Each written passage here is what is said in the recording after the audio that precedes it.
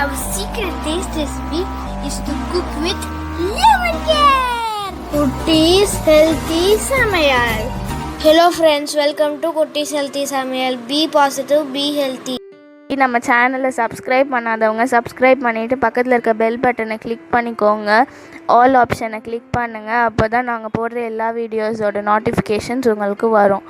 இது வரைக்கும் சப்ஸ்கிரைப் பண்ண எல்லாருக்கும் தேங்க்யூ ஸோ மச். நாம் இன்றைக்கி ரொம்பவும் டேஸ்டியான டிஃப்ரெண்ட்டான சவ் சவ் கிரேவி எப்படி செய்ய தான் பார்க்க போகிறோம். இது இட்லி, தோசை, சப்பாத்தி, ஒயிட் ரைஸ் எல்லாத்துக்குமே சூப்பர்ப் காம்பினேஷனாக இருக்கும். அவ்வளோ டேஸ்டியாக இருக்கும். இதை எப்படி செய்து வீடியோ ஸ்கிப் பண்ணாமல் பாருங்கள். அப்போ தான் உங்களுக்கும் இன்ட்ரெஸ்டிங்காக இருக்கும், எங்களுக்கும் சப்போர்ட்டிவாக இருக்கும். இது செய்யறதுக்காக நான் இந்த அளவுக்கு ஒரு மீடியம் சைஸில் சவ் சவ் எடுத்திருக்கேன். அதை நம்ம க்ளீன் பண்ணி ஸ்கொயராக கட் பண்ணி வச்சுக்கலாம். அது இருக்கட்டும். இப்போ இது செய்யறதுக்காக ஒரு கடாய் வச்சு 1 ஸ்பூன் அளவுக்கு எண்ணெய் ஆட் பண்ணிக்கலாம். எண்ணெய் சூடான பிறகு 1 டேபிள் ஸ்பூன் அளவுக்கு மல்லி விதைகளை ஆட் பண்ணிக்கலாம். இது கூடவே 1 ஸ்பூன் சீரகம், 1/2 ஸ்பூன் மிளகு, 1 ஸ்பூன் சோம்பு, 3 கிராம்பு, ஏலக்காய் 2, அது கூடவே 2 சின்ன பீஸாக பட்டை எடுத்துக்கிறேன். ஸோ இதெல்லாம் நம்ம ஆட் பண்ணி நல்லா வறுத்துக்கலாம். இது கொஞ்சம் கலர் சேஞ்ச் ஆகி வந்தால் போதும்.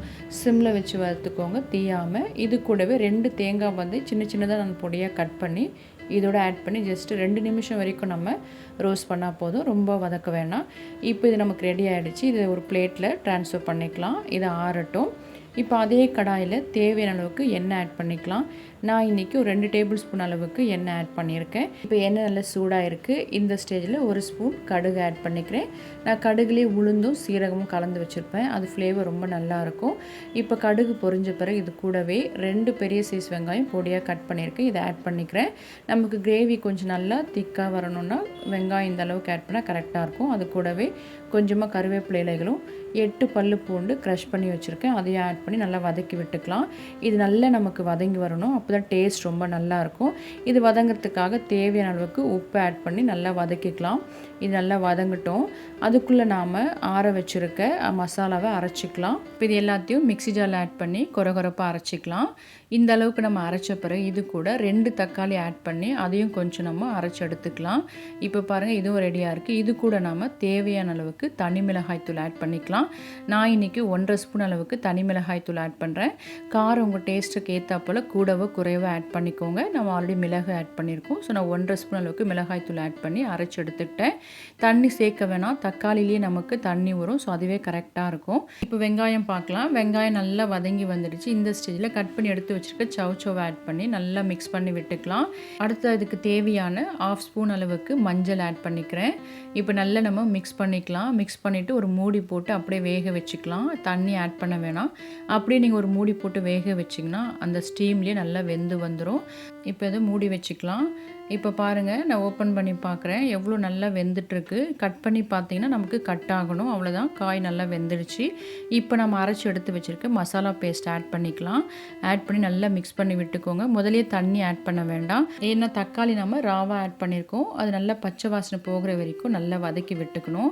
நான் மூடி போட்டு ஒரு 2 நிமிஷம் அளவுக்கு அப்படியே வேக வச்சுக்கிறேன். இப்போ நல்லா நமக்கு வதங்கி கலரே மாறி வந்துடுச்சு. இந்த ஸ்டேஜில் மிக்ஸி அலசின தண்ணி ஒரு 1/2 கப்பும் அதோட ஆட் பண்ணிக்கிறேன். அது கூடவே 1 கப் தண்ணியும் ஆட் பண்ணி டோட்டலாக 1.5 கப் அளவுக்கு தண்ணி ஆட் பண்ணியிருக்கேன். இந்த திக்னஸ் வந்து உங்கள் விருப்பத்துக்கு ஏற்றா போல் நீங்கள் தண்ணி ஆட் பண்ணிக்கலாம். இப்போ ஒரு மூடி போட்டு நல்லா நம்ம வேக வச்சுக்கலாம். பாருங்கள், எண்ணெய்லாம் பிரிஞ்சு நல்லா நமக்கு கிரேவி ரெடி ஆகிடுச்சு. நான் இன்றைக்கி செமி கிரேவியாக தான் செஞ்சேன். ஸோ உங்களுக்கு எந்த அளவுக்கு திக்னஸ் வேணுமோ அது போல் உங்கள் விருப்பத்துக்கு ஏற்றா போல் நீங்கள் தண்ணி ஆட் பண்ணி செஞ்சுக்கலாம். இப்போ நல்லா எண்ணெய் பிரிஞ்சு நமக்கு இறக்குற ஸ்டேஜில் கொத்தமல்லி இலைகள் ஆட் பண்ணி ஒரு மிக்ஸ் கொடுத்து நம்ம ஸ்டவ் ஆஃப் பண்ணிக்கலாம். அவ்வளோ நம்மளோட சூப்பரான டேஸ்டியான சவ் சவ் மசாலா கறி ரெடி ஆகிடுச்சு. இந்த கிரேவி அவ்வளோ டேஸ்டியாக இருக்கும். ஃப்ளேவர் பார்த்தீங்கன்னா அவ்வளோ சூப்பராக இருக்கும். வீடே மணக்கும். சாதாரணமாக நம்ம சவ் சவ் பொரியெல்லாம் செஞ்சு கொடுத்தா நிறைய பிள்ளைங்க விரும்பி சாப்பிட மாட்டாங்க. ஆனால் இது போல் நீங்கள் செஞ்சு கொடுங்க, ரொம்ப சூப்பராக இருக்குன்னு கேட்பாங்க. அந்தளவுக்கு ரொம்ப டேஸ்டியாக இருக்கும். இது இட்லி, தோசை, சப்பாத்தி, ஒயிட் ரைஸ் எல்லாத்துக்குமே ரொம்ப சூப்பர் காம்பினேஷனாக இருக்கும். நாங்கள் இன்றைக்கி ஒயிட் ரைஸ்க்கு தான் செஞ்சோம். ரொம்ப நல்லா இருந்தது. ஸோ நீங்களும் இது போல் செஞ்சு பாருங்கள். செஞ்சு பார்த்துட்டு உங்கள் டேஸ்ட், உங்கள் எக்ஸ்பீரியன்ஸ் எங்களுக்கு கமெண்ட் பண்ணுங்கள். மறக்காமல் லைக் பண்ணுங்கள். ஃப்ரெண்ட்ஸ் அண்ட் ஃபேமிலிக்கு ஷேர் பண்ணுங்கள். அண்ட் தொடர்ந்து சப்போர்ட் பண்ணுங்கள். தேங்க்யூ. Yummy tasty. நீங்களும் ட்ரை பண்ணுங்கள், என்ஜாய் பண்ணுங்கள், ஹெல்த்தியாக இருங்க.